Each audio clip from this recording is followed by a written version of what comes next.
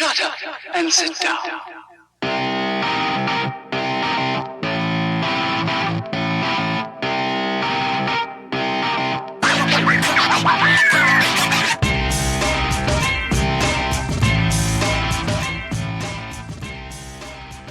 Well, hey everybody, welcome back to our Patreon series on the 2020 National Electrical Code. My name is Paul Abernathy, and as we're moving forward, we're in Article 110. This is part 3, so we're digging into it. We're covering it specifically, article by article, as we move through the National Electrical Code. So without further ado, let's get into today's lesson. So today we're going to start at 110.15. We left off at 110.14, which was terminal limitations in our last episode. So in this episode, we're going to kind of get into some of the other aspects of Article 110 and try to explain them in as much detail as possible as we move through this. So we're going to start at 110.15. This is dealing with a high leg marking. So if I have a four-wire delta configuration, of course we have what's called a Y configuration and a delta configuration. But we have a four-wire delta configuration where the midpoint of one of the phases is actually grounded. At that point, only conductors or bus bars having the higher phase voltage to ground shall be durably and permanently marked by an outer finish that is orange or by other effective means. Now, again, if you're choosing a color, then it's going to be orange, and that is your high leg. Okay. Now, that doesn't mean that I can't use orange in other systems like Y systems if I want, or things like that, or just a pure delta system. I could. But it's very specific when we're dealing with a high leg, which many people refer to as a bastard leg, red leg, things like that, that we treat that leg a little bit differently in identifying purposes. Means either it's orange or other effective means. And effective means effective enough to identify the fact that that is a high leg. And of course, when we mean high leg, it is 208 volts to that ground connection. Okay, vectorially, that's what it comes out to be. And basically, that is considered single phase 208. That's just one leg to ground, okay? But it is pretty much unusable for most applications. So we need to identify it. Now, it also reminds us in 110.15 that such identification shall be placed at each point on the system where the connection is made if the grounded conductor is also present, in order to make it very clear that we're dealing with a high leg in all situations where there's connections that can be made. And if there's a grounded conductor present, we are going to need to identify, as you would expect, that high leg. Again, orange or other effective means. Your jurisdiction might allow you to put labels and tags and numbers and other things that it has to be very evident that if somebody's messing with it, that is a high leg. We don't need them taking that to ground and putting it on something that would be 120 volts, thinking that that's what they're getting when they're ultimately going to get 208 to ground. Okay, so it's just an identification scheme. Now, the next one we're looking at is 110.16, and this says two parts, Part A and Part B. You have A is the general, and then you have the B, which is very specific to service equipment. Now, the A general is not specific to just the items that I'm going to talk to you about in terms of electrical equipment. It is a very broad application here. And again, you have to look at each situation uniquely as you're dealing with it. But it also gives us some items that it is very specific that the rules apply to. But remember, this is not an all-inclusive list, okay? So it says electrical equipment, such as, and we're talking about the arc flash hazard warning requirements now. It says electrical equipment such as switchboards, switchgear, panel boards, industrial control panels, meter socket enclosures, and motor control centers, that is in other than dwellings. So obviously this doesn't apply to dwellings, and is likely to require examination. Now, you notice it says and. Okay, so it's in these locations. We specified what these items are, and this is not an all-inclusive list now, but we did say that of these items, and they're likely to be examined, adjustment, servicing, or maintenance while they're energized, okay, shall be field or factory marked to warn qualified persons of potential electric arc flash hazards, okay? Now, most of these pieces of equipment, they're already going to come with that from the factory, all right? But a cycle or two ago, we changed it and added also field or factory marked, okay, to allow the markings that typically factories put on them to be acceptable rather than just field marking. It makes perfect sense because a lot of that equipment already come with this already labeled on there. So again, they take care of that for you most part. Now it says also, the markings shall meet the requirements of 110.21b, of course we'll look at in this episode, and shall be located so to be clearly visible to the qualified person before examination, adjustment, servicing, or maintenance of the equipment. So it needs to be installed where it's very obvious, okay, clearly visible. Most of the manufacturers will put that right on the access portion of that piece of electrical equipment in order to make it stand out that there is requirements that you need to be aware of, okay? And the labeling and markings that are going to be covered in 110.21b. So this is your general rule giving you that announcement, okay? Now we get to move into 110.16b, which is very specific to service equipment, okay? Remember that, service equipment. It says, in other than dwellings, so again, this rule does not apply to dwellings, okay, dwelling units. It says, in addition to the requirements of 110.16a, which we just read, a permanent label shall be field or factory applied to service equipment rated 1200 amperes or more, okay? The label shall meet the requirements of 110.21b, we hear that 110.21b again, and contain the following information. Okay, so you've got the requirements of 110.21b, and we have to have the label. It's a service equipment that also is going to need some additional requirements placed on it. And what are they?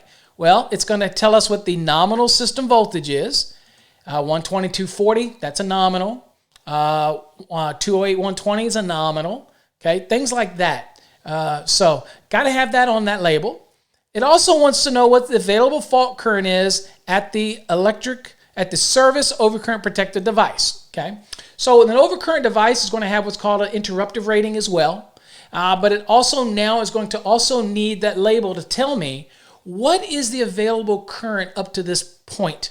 Okay, and a lot of times that's provided, at least from the secondary portion of the transformer, all the way up to the location is provided by the utility. In many cases, it stops at the secondary of the transformer, and as long as you know those conductor sizes and the length from the secondary to the service equipment, then it's pretty fairly easy to calculate out. There's a lot of apps that are available. Cooper Busman has an app. It's really, really good and accurate. And so, again, let them tell you what the available fault current is at the secondary of the transformer. Let them tell you that. Make them tell you that. We don't want to always assume an infinite bus. They can give you this information. Once you have that information, as the conductors get longer into the building, then that available fault current starts to drop off, okay? And of course, we know service conductors have to be outside or nearest point of entry.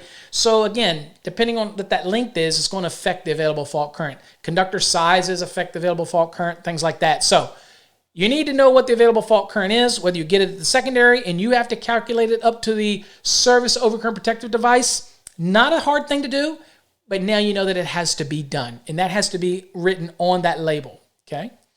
The next thing that you have to have on there is the clearing time of the service overcurrent protected device based on the available fault current at the service.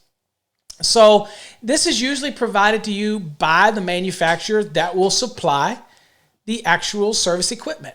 And they would generally be able to give you all of that clearing time data for that device. And so, again, a lot of the devices are rated for a higher value.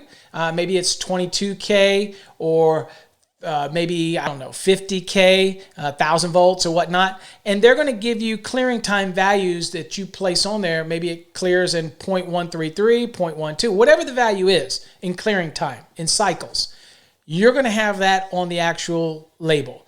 And you can get that from the manufacturers, from the device. And so not hard to do, just got to do it, okay? The next thing is the date that the label was applied. Why is that significant? Well, we need to know when that was done because at a later date, somebody could change that transformer because maybe there was two different, let's say, shopping centers.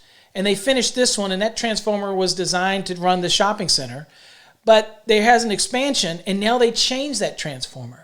Well, if you change that transformer, you change the available fault current at the secondary of that transformer. Now you change the values that you calculated in the original installation. Now, that doesn't mean you're going to come back at a later date and have to do this, but it usually makes the people aware in the maintenance facility that there's been a change so that they can see if this is going to impact the system. As far as your initial installation, you just go by what's given to you based on your install. Okay? But there is a reason why we want to date it so that if something gets done down the road, they can look at it and say, well, this was based on this specific moment in time, not something future where they make some kind of change to the system. Okay? So again, for me as an electrician, this protects my butt because I'm only giving you values of what it is at this moment based on what the utility gave me. If the utility company changes their transformer, makes it bigger, or it gets more efficient, or whatever they do, it can change the available fault current, and ultimately it's going to change your calculation. Okay? Now, there is an exception here, and the exception says, service equipment labeled shall not be required if the arc flash label is applied in accordance with acceptable industry practice. So what are we saying? Well, maybe there's a label that's put on there because somebody did what's called NFPA 70E, which is Standard for Electrical Safety in the Workplace evaluation. So they've already done an evaluation and they've done all this, and they need to know these same things. They need to know the voltage, they need to know the available fault current to do these studies. Well, maybe they've done it and they've already applied it. Then if that's okay, then you don't have to do any additional labeling if that's already been done, okay? But you can't assume that it has. If you're there and you're the electrician and you're installing it, you're required to do this. If the NFPA 70E has been done by a secondary source and they've already put that label on there and everything and it meets all these rules, then you're okay. That's the exception, all right?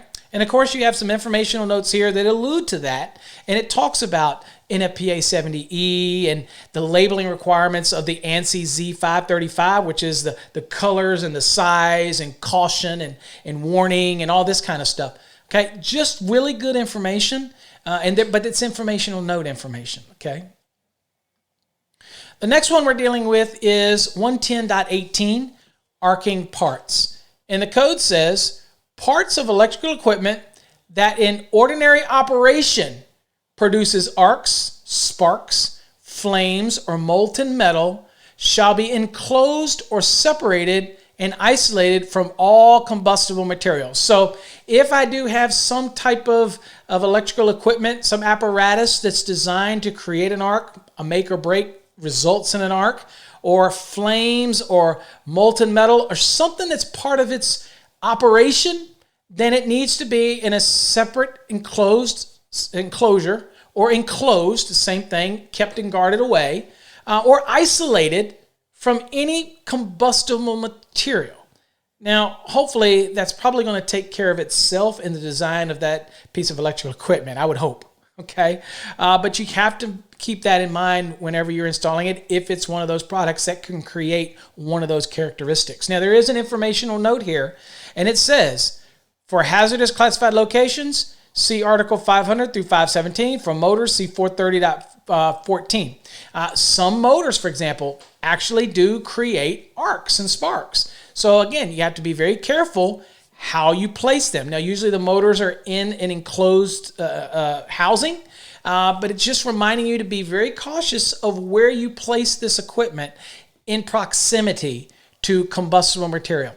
I think most of this is common sense, but the code is going to make sure that you and I both are very aware of that application. And of course, hazardous locations, there is also this elevated concern from anything that can arc or spark or make or break in an environment which could be, let's say, volatile, like combustible dust or combustible fumes and vapors and things like that, which this is really important that you don't have arcs and sparks and flames in those applications. So it's just a really good reminder, shooting you over to hazardous classified locations, because they have their own rules for seal-offs and things like that when you're in that type of condition, okay? 110.19, it says light and power from railroad conductors. It says circuits for lighting and power shall not be connected to any system that contains trolley wires with a ground return. Okay? there's not a whole lot I'm going to give you about that. This has to do with rail type systems, trolley systems, and being able to actually connect onto those systems and connect to the lighting or power that's associated with those. So a lot I'm going to explain about 110.19. I've actually never dealt with 110.19 in those applications. I do know that if I was dealing with a system that had trolley lines and those systems have a ground return, then I know that I cannot connect my lighting or power, okay, to that system. Basically what it says. Now, there is an exception. It says such circuit connections shall be permitted in the car houses, power houses, and passenger and freight stations operating in connection with electric railways, but only in those locations can they make such connections for the lighting circuit and power, not out in the trolley system itself, okay? The next one, we're now getting into markings, 110.21. And you saw we made references to this earlier. As you saw back up here, it made reference to 110.21b, so nothing to A yet. So we're going to look at A. Now this says 110.21 is just general for markings, and it talks 110.21a is equipment markings. Okay, 110.21a1 is a general statement for electrical equipment. Okay, it says the manufacturer's name, trademark, or other descriptive marking by which the organization responsible for the product can be identified shall be placed on the electrical equipment. And I think most all manufacturers do that. That kind of has to do with the label, and it'll have the name, the manufacturer's name, or trademark, or any descriptive marking that designates who they are to you and me. That's going to be on there, and I think that's pretty much a no-brainer. It says other markings that indicate voltage, current, wattage, or other rating shall be provided as specified elsewhere in the code. So wherever it requires this information, like maybe 430 for motors, it has specific requirements of what's going to be on it. That type of application, that's what you're going to need. One thing to remember is we also have wire that's in Chapter 3, and there's a lot of marking requirements on wire, whether it's the voltage rating, insulation ratings, all those type of things are all markings, okay? And actually the standard to which they're manufactured under are going to cover those markings. So it should be really a no-brainer. It should happen, and all manufacturers really know this has to take place. When this might be a concern for me as an electrician, if I have a piece of equipment that's an import from overseas, and it might not necessarily have a evaluation from a nationally recognized testing laboratory here in the U.S., or from some organizations that's accepted by that jurisdiction, then you might have a problem. Okay, and it might not have all the markings that are necessary for the electrical equipment. So always keep those things in mind, but usually anything we deal with electrical, it's usually going to have the markings and labels, and manufacturers are pretty darn good about that. It also goes on to say the markings or labels shall be of sufficient durability to withstand the environment involved. Obviously, these aren't going to be just inkjet labels, whereas they're in a location where it may be a wet location and you have the marking. That label needs to be sustainable in that environment. That's what it really is talking about. So again, with these markings from these manufacturers, they're going to use things like phenolic panels. That's the plastic panels that get riveted on and they actually have the lettering cut into it. They might have some metal panels, plates, name plates with their information stamped in it or embossed on it. All those type of things, and it'll have the information that they're required to have. So that's your general requirement for the equipment markings. Next thing we get into is a pretty significant one, and this has to do with reconditioned equipment. And you can see on the screen, there's quite a bit of some graying out area on this one. And so we'll kind of talk about that as we move through it. But let's talk a little bit about it. 110.21a2, dealing with reconditioned equipment, it says, reconditioned equipment shall be marked, okay, shall be, mandatory rule, remember, shall be is a mandatory requirement, marked with the name, trademark, or other descriptive markings by which the organization responsible for that reconditioning for the equipment can be identified along with the date of reconditioning. So, interesting thing about reconditioned. If I take something, let's say I have a motor control center, and I take out one of the bays, and I recondition that one, and then I put it back in. It's the same one. It came out and went back in. That's reconditioning. Not if I pulled it out and I did some maintenance and it stayed in place. That might be part of our maintenance and protocol. That's different. If I take it and have it reconditioned, refurbished, things like that, then again, reconditioned and refurbished equipment are kind of synonymously the same. And so what happens is it didn't change what it was, it just got refurbished, okay? Why does that take place? Well, there's a lot of older switchgear, for example, that switchgear that you would have to replace the entire piece of equipment when it's much easier to replace or recondition components. Rather than, it's still a good, viable piece of equipment, but do we want to spend $100,000 or do we want to spend $5,000 to recondition one of the components of that switchgear? And so if it comes out, somebody reconditions it, puts it back in, then it's going to have the date that it was done, and it's going to have the organization that did the reconditioning, okay? And that has to be identified on it, okay? Now, let's go on to read it because it gets even more interesting.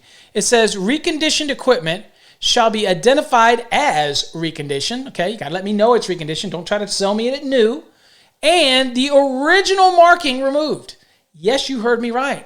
So it originally probably had maybe a UL mark or a CSA mark or some other mark.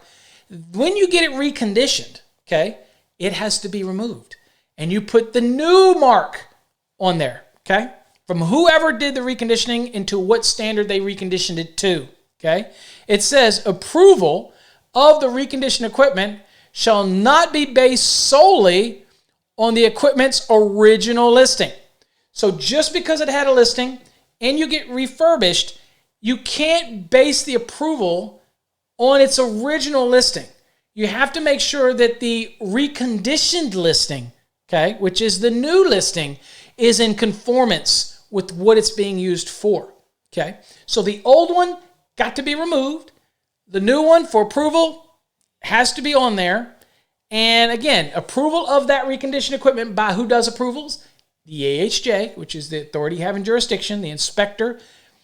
Those are the people that give the approval of the equipment. And they're going to do it more easily if you have the label and you have the new label and it has the company that did the reconditioning and the date of it and that it says that it's reconditioned.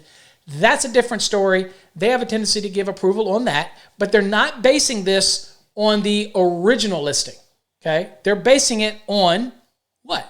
The reconditioned listing in use, okay? So again, as it says and highlighted on the screen, approval of the reconditioned equipment shall not be based solely on the equipment's original listing. We need to make sure that when the company that relists it now as reconditioned truly know what they're doing listing it for this piece of equipment. That's why you ignore the original listing and you really go to the new listing and make sure that it actually meets the application, okay? Now, there is exceptions, and we want to read the exception right here. It says, exception, in an industrial occupancy where conditions of maintenance and supervision ensure that only qualified persons will be servicing the equipment, the markings indicated in 110.21A2, and that is kind of what we just talked about, the reconditioned label and whatever, shall not be required for equipment that is reconditioned by the owner or operator as part of regular equipment maintenance program. If they do it in-house, and they're the ones that have a program that does that, and they have constant maintenance and supervision, which sounds to me like they have a staff of maintenance, okay, then they, as part of their normal routine of maintenance program, and usually I'd say a documented maintenance program, but again, it doesn't say that, then they're the ones that can actually work on their piece of equipment, and it's reconditioned by them. When a third party does it, then it's going to have the new label and everything else, okay? This is an exception, and it only applies to industrial, not commercial, industrial, okay? Big difference, and you're going to have to determine what that means because there's no definition of industrial inside the National Electrical Code, okay? Now, we have some informational notes here also that's talking about the term reconditioned is interchangeable with rebuilt, refurbished, remanufactured. Again, all of these are synonymous with somebody else having to rebuild them or refurbish them or replace some component. Now, remember, if I pull that bucket out or that switchgear enclosure out, maybe it's a crank out breaker, I pull it out and I replace it with another one that's new, That's not reconditioning. That just goes in. That one piece should already have its own listing, and it goes in. You with me? Okay. So again, big difference between something that literally gets pulled out, sent away, leaves the site, not part of a local maintenance program inside this facility by staff. Okay. It's used somewhere else. I'll give you a great example. Encore Wire Corporation has a maintenance and supervision staff of this. Okay. And Encore Wire is an industrial occupancy. Okay. And so they routinely will do service of reconditioning different pieces of equipment. Okay. And that is not going to trigger the reconditioned equipment component because of this exception. Okay. They can take it, do it, put it right back in it. They're the ones that are monitoring and maintaining it. We don't have the risk of some other party coming in from somewhere else and not knowing what has been done to this piece of equipment. Okay. Or that it has to this elevated labeling requirement. Okay. Two different things. Hopefully you get that, or I've explained it in a way you can understand it. The next one is 110.21b, which you've seen us referring to earlier on in 110.16, for example. And this is 110.21b, field applied hazard warnings. Okay, field applied. It says where caution, warning, or danger signs or labels are required by the code, and again, throughout the National Electrical Code, it will make statements of whether or not it is considered caution or warning or danger signs have to be placed. Okay? And where they're required in the code, the labels shall meet the following requirements. Now, all of this information actually came from an ANSI standard, which is Z535. But again, it's put into here in an itemized format, 1, 2, and 3, for us to discuss. Number 1, the markings shall warn of the hazards using effective words, colors, symbols, or any combination thereof. And an informational note will send us to the ANSI Z535, and that guide does tell you about the font sizes of the text, the words to use, the colors that should be used, different symbols that should be used, okay? And so again, informational note is not a requirement, but you're going to have to identify the markings using effective words, colors, symbols. And again, ANSI is a good document. It's become pretty much the standard for marking with reds and yellows and things like that have to, and oranges that actually have a background color, and the wording, caution, things like that, warning, all will be placed on it. This is requiring that take place, okay? It also goes on to item number 2 and says, you know what? The labels shall be permanently affixed to the equipment or wiring method and shall not be handwritten.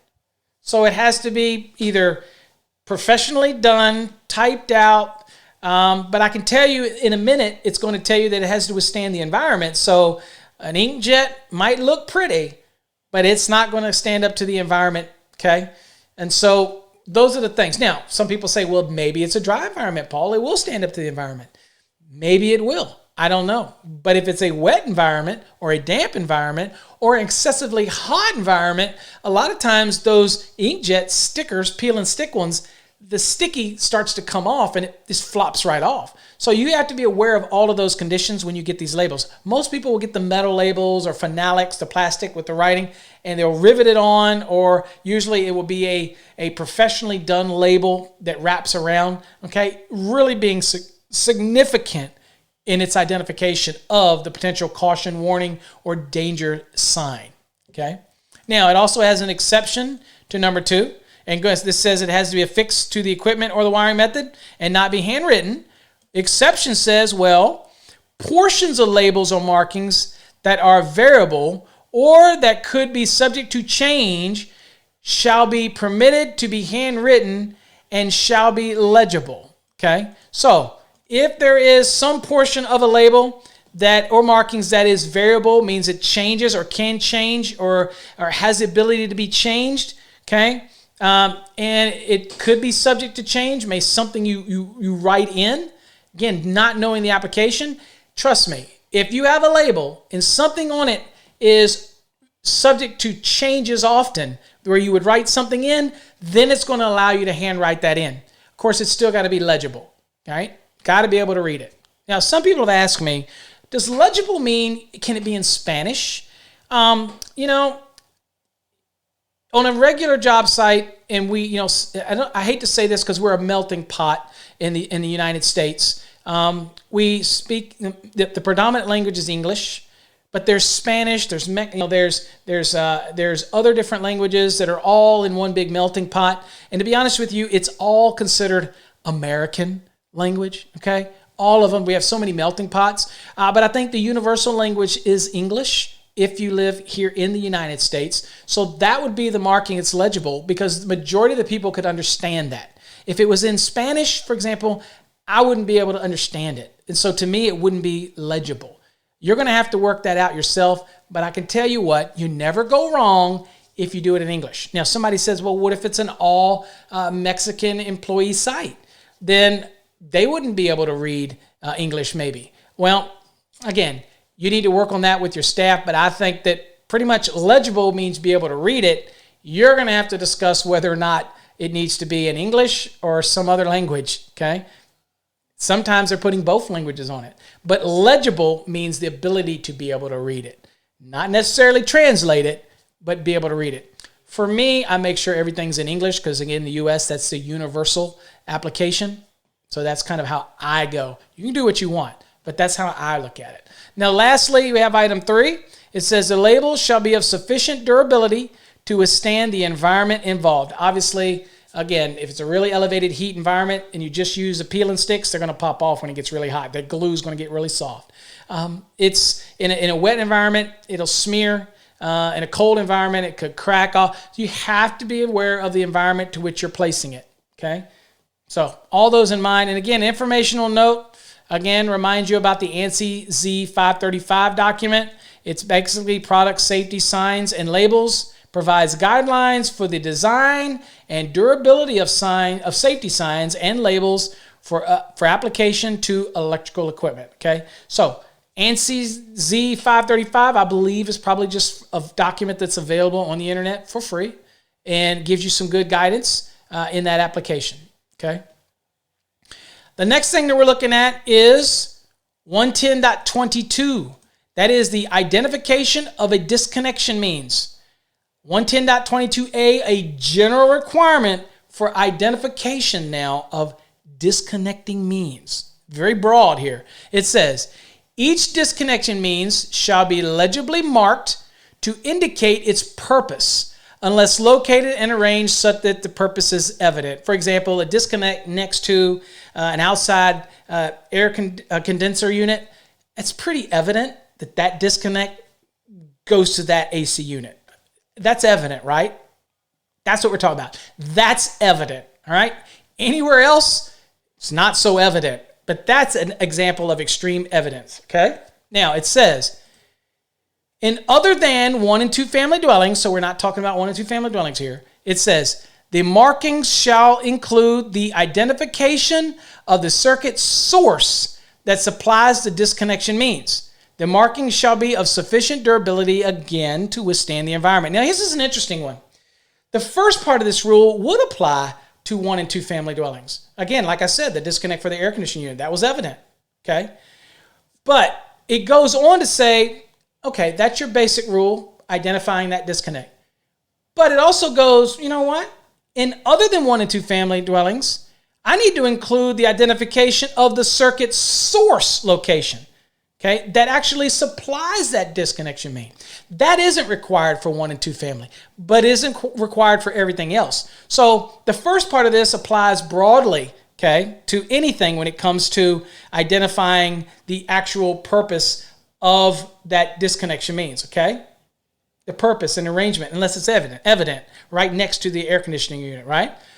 That applies everywhere. It's only the second sentence that says, oh, but by the way, for 1 and 2 family, I also need you to mark this disconnect with the identifying the source that actually supplies this disconnection means, okay? Can you do that for me?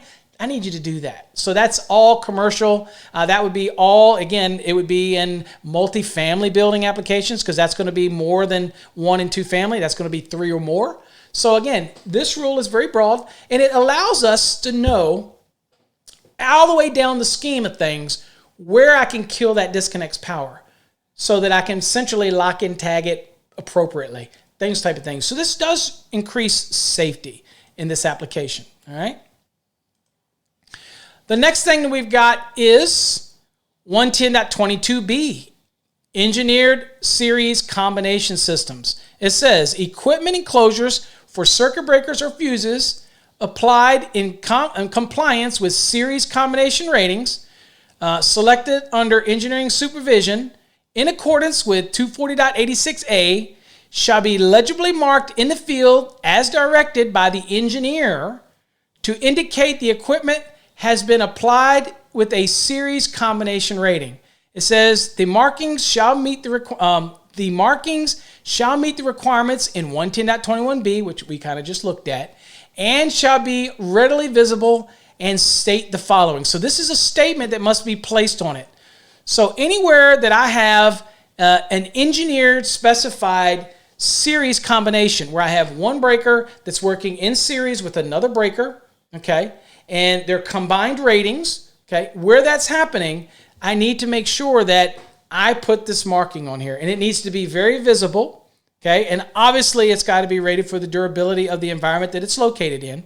So if an engineered system and it needs to be a series combination rated, and it's done under engineering supervisions, not what generally you and me as an electrician would do out in the field. Usually when you buy the equipment, it either already has some type of series rating in it, or the engineer has specified how they work in combination to achieve their common goal. Then that would be series combination systems.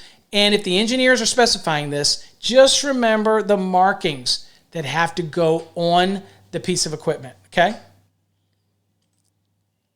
Next is 110.22c, and that is tested series combination equipment. So engineered series, okay, based on engineering calculations, looking at trip curves, looking at fuse curves and all that, and they create this series where they are used as combination. Now you have tested series combination systems. It says equipment enclosures for circuit breakers or fuses applied in compliance with the series combination rating marked on the equipment by the manufacturer. That means Square D, that means that was Snyder, or Eaton Cutler Hammer. They have done this. They supplied it as a test series equipment that gets configured based on a combination system.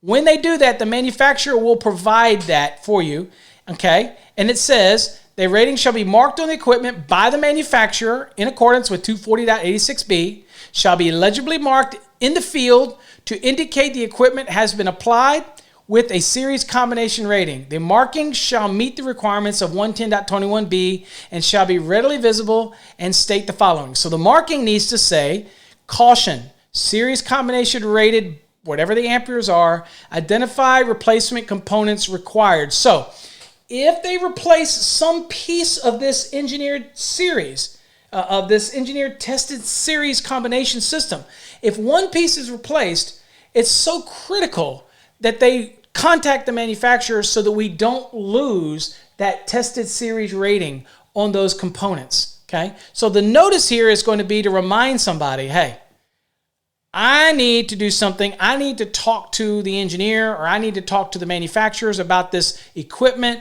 if I need to make a replacement or something, or do something in this scenario. If I'm going to replace a component, then I need to make sure that I consult on this problem. All right, so caution, series combination system rated blank amperes, whatever the series whatever the rating is of the system. Identified replacement components are required. You have to make sure that they work in that combination system. Okay, so we have the engineer series ones that they will actually configure out through curves and trip curves and everything out to create this series system. And then, of course, you'll have the ones that come from the manufacturers who already know where these components go in the system as you're installing them. It'll be on drawings. It'll be very evident, but the markings are required in case somebody comes in and replaces one of those components, okay? Got to be careful. You just can't go in and start replacing stuff, okay? Current transformers, CTs, 110.23. It says, unused current transformers associated with potentially energized circuits shall be short-circuited. Okay? It's just a general statement talking about CTs and where they're used. Unused current transformers associated with potential energized circuits which create current on these transformers, then you want to make sure they're short-circuited before anything gets done with them or hooked up or messed with, okay? So that's just a general rule for that. Now, that's some pretty good information. We worked our way all the way up to available fault current. So we're going to stop at this episode and kind of let you soak all that in.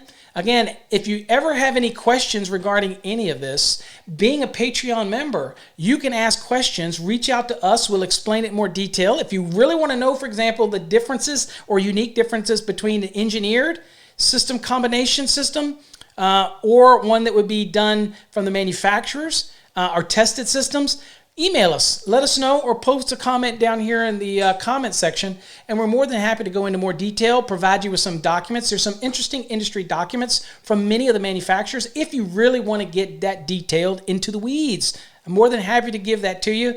That's what you get as being a member of Patreon. So thanks again, folks. Stay tuned for part 4, where we're going to dig deeper into arc fault current. Till next time, stay safe. God bless. Shut up and sit down.